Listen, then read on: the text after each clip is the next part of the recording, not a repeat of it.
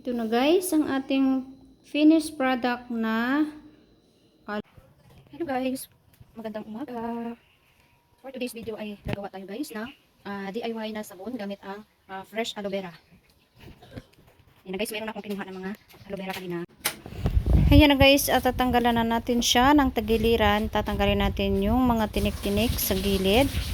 Tapos tinanggal ko na rin yung mga dumi-dumi dyan guys. Pero nahugasan ko na yan siya guys kanina. Ayan, at hiwaan natin yung mga tagiliran niya. Ayan, at parang takot na takot si Inday na mabawasan ang kanyang aloe vera. Kaya parang halos hindi itatalab yung kanyang kutsilyo. Ayan, at maghihiwa-hiwa na tayo guys. Ayan, naghihiwa na si Inday para mabilis nang matapos. Ngayon dito naman tayo sa base soap. Ayan guys, ay mag-slice naman tayo ng base soap.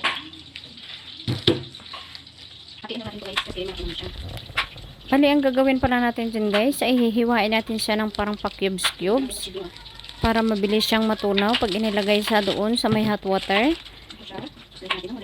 Pag hinalo-halo mo siya, mabilis na siyang matunaw guys, basta na sa hot water na siya. At ang hot water mo ay dapat nakakulo na bago mo siya ilalagay. Take note guys, hindi siya direct ilalagay sa hot water, kundi meron kang isang container na patungan ng base soap. Tapos, ipapatong mo lang siya doon sa hot water mo nga ininit para matutunaw siya. Halo-haluin lang ng maigi para mabilis matunaw. At yan, aging cubes-cubes na natin yung ating base soap para maganda siyang tingnan at madaling matunaw. Ayan si Inday at busy-busy siya sa paghihiwa ng kanyang base soap. Ayan, at patapos na tayo guys sa paghihiwa ng ating base soap. Tapos na guys, at mag-blend na naman tayo dyan ng ating aloe vera. Ayan na guys, at magbe-blend na tayo. Pagpasensyahan nyo na guys ang aking boses kasi lagi na lang po akong nagkakamali. Hindi pa talaga sanay si Inday sa pag-voice over. Naku, Diyos ko po. Ayan, at magsisimula na tayo. Ang aking blender ay sobrang ingay. Pasensyahan nyo na guys ang aking blender. Ayan, at tingnan nyo ang kulay ng para siyang milk. Para siyang gatas guys, pero puro na yan guys, na aloe vera. Pero ayan, green na green naman siya guys. At ililipat din natin siya sa isang container para madali siyang mai-mix mamaya pag naluto na natin yung ating base soap. Ayan guys, yan na siya lahat. Ang dami kong na blend. Tapos ayan naman ang ating base soap ay atin na siyang tutunawin kasi ang ating tubig ay kumukulo na. Yan, mabilis lang yan siya guys matutunaw pag mainit na yung ating tubig na pagpapatungan ng ating isang container na mayroong base soap. Ayan guys, at matutunaw na siya. Kunting pause na lang.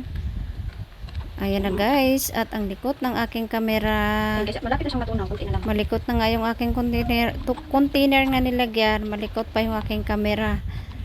Ayan, at patapos na yan. At ilalagay na natin ang ating aloe vera na blend. Halo natin ng kaunti, tapos pag medyo okay na, lagyan natin sa molder. Meron pala akong nabili ng molder guys, kaso lang ang maliit yung aking nabili. So, gumawa ako ng box na lalagyan.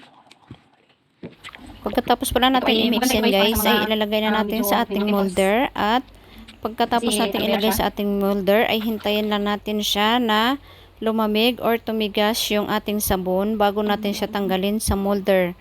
Ayan na guys, at naglilipat na tayo. Ayan, at syempre kin-cut ko na yan guys, at isusunod na natin yung ating finished product. Ayan na. Ayan siya guys, oh. Ang galing.